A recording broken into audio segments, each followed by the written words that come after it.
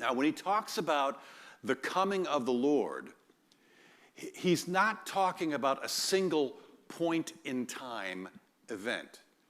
It really pictures a multi-stage event that was tied into the way that royalty would visit, and it's a fascinating concept.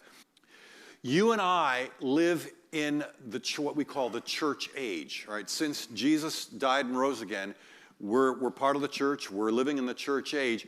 The church age is going to come to a close.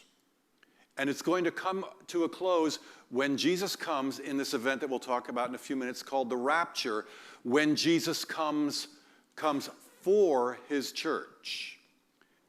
And then that will be followed by a period of time called the tribulation.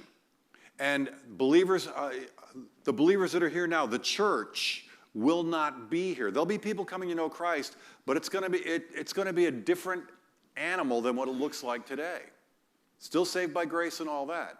At the end of that is when Jesus comes back to complete his second coming, and it will be glorious. He'll land on the earth.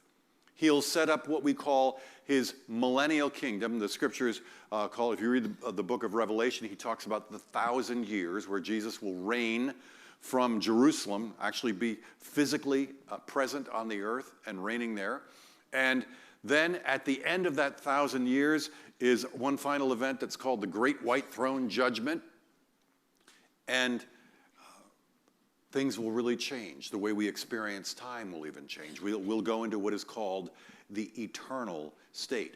But now let's process this big idea in light of the people who have died. Because now we need to talk about the resurrection of the dead. And Paul, of course, talks about it in this passage in 1 Thessalonians 4 that we just read before.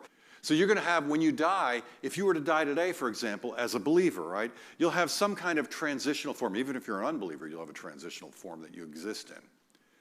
But you will not yet have a resurrection body if you are to die today. Now, when he does come back, though, when Christ returns, like I said a moment ago, you'll have a body very similar to his in terms of its characteristics. And in 1 Corinthians 15:52, he indicates that in a flash, in the twinkling of an eye, when Jesus comes, he's going to bring along with him, in that rapturous moment, right? He's going to bring along with him you in that transitional form, your soul, spirit, whatever it looks like at that point. And he's going to zip you into a brand new body. And you will rise, not like a zombie, but you'll have an immortal, superior physical body just like Jesus has. But now what about us if we're still alive? This is where we need to talk about the rapture of believers. Look at verse 17 and notice what he says that. He says, after that, we who are still alive and are left will be caught up together with them in the clouds to meet the Lord in the air, and so we will be with the Lord forever. That term, caught up, is from the Greek word in the New Testament, harpazo. And it refers to a sudden snatching away. So if you know Jesus, you are his, and someday he will fully claim you as his own. And sometimes we say, I can't wait to get to heaven.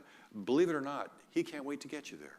That's why Paul closes this little teaching section in verse 18 saying, therefore, encourage one another with these words.